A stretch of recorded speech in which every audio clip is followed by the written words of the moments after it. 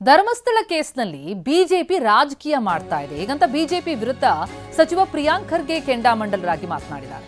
ಒಂದ್ ಕಡೆ ಧರ್ಮಸ್ಥಳ ಚಲೋ ಅಂತಾರೆ, ಮತ್ತೊಂದ್ ಕಡೆ ಸೌಜನ್ಯ ಮನೆಗೂ ಹೋಗ್ತಾರೆ. ಇದೀಗ ರಾಶಿ ರಾಶಿ ಬುರುಡೆ ಸಿಕ್ಕಿದೆ ಅಂತಿದ್ದಾರೆ. ಅದಕ್ಕೆ ಬಿಜೆಪಿ ನಾಯಕರು ಏನ್ ಹೇಳ್ತಾರೆ? ಇವ್ರಿಗೆ ಯಾವುದಕ್ಕೂ ತಾರ್ಕಿಕ ಅಂತ್ಯ ಬೇಡ ಅಂತ ಬಿಜೆಪಿ ವಿರುದ್ಧ ಕೆಂಡ ಕಾರಿದ್ದಾರೆ ಸಚಿವ ಪ್ರಿಯಾಂಕ್ ಖರ್ಗೆ.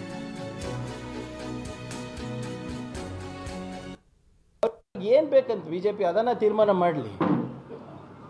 ಬಿಜೆಪಿ ಅವರಿಗೆ ಏನು ಬೇಕು ಅವರಲ್ಲೇ ಗೊಂದಲ ಇದೆ. ಧರ್ಮಸ್ಥಳ ಚಲೋ ಯಾರಿಗೋಸ್ಕರ ಮಾಡಿದ್ರು ಸರ್? ಯಾರಿಗೋಸ್ಕರ ಮಾಡಿದ್ರು? ಧರ್ಮಸ್ಥಳಕ್ಕೆ ಅಪಪ್ರಚಾರ ಬರೀತಾ ಇದೆ ಅಂತ ಮಾಡಿದರು. ಸೌಜನ್ಯ ಅವ್ರ ಮನೆಗೆ ಹೋಗಿದ್ರು. ಸೌಜನ್ಯ ಮನೆಯಲ್ಲಿ ಏನಾಯಿತು? ಯಾರ ಮೇಲೆ ಅಪವಾದನೆ ಬಿತ್ತು? ಆಮೇಲೆ ಮತ್ತೆ ಹೊರಗಡೆ ಬಂದು ಅವರು ಏನಾದರೂ ಸುಪ್ರೀಂ ಕೋರ್ಟಿಗೆ ಹೋಗಿ CBI ಕೇಸನ್ನು ಮರುಚಾಲನೆಗೆ ಜೀವ ನೀಡಬೇಕು ಅಂದರೆ ಸಹಕಾರ ಮಾಡಿಸ್ತೀವಿ. ಅದು ಯಾರ ವಿರುದ್ಧ? ಇದು ಯಾರ ವಿರುದ್ಧ? ಏನು ಕಾಮನ್ ಸೆನ್ಸ್ ಇದೆಯಾ ಇವರಿಗೆ?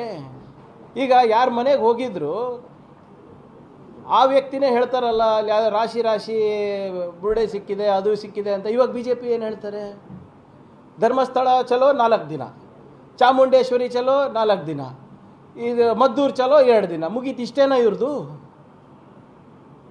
ಏನು ಇವ್ರ ನೀತಿ ಏನಿದೆ ಹೇಳಿ? ಮಳೆ ಬಂದಿದೆ, ಬೆಳೆ ಹಾನಿ ಆಗಿದೆ, NDRF ನಾರ್ಮ್ಸ್ ಸರಿಪಡಿಸ್ರಪ್ಪ ಅಂತ ಹೋಗಿ ಮೋದಿಯವ್ರ ಹತ್ರ, ಶಾ ಅವ್ರ ಹತ್ರ ಕೇಳೋದು ಬಿಟ್ಟು ಇದು ಹೋಗ್ಬಿಟ್ಟು ಆ ಚಲೋ ಈ ಚಲೋ ಅಷ್ಟೇ.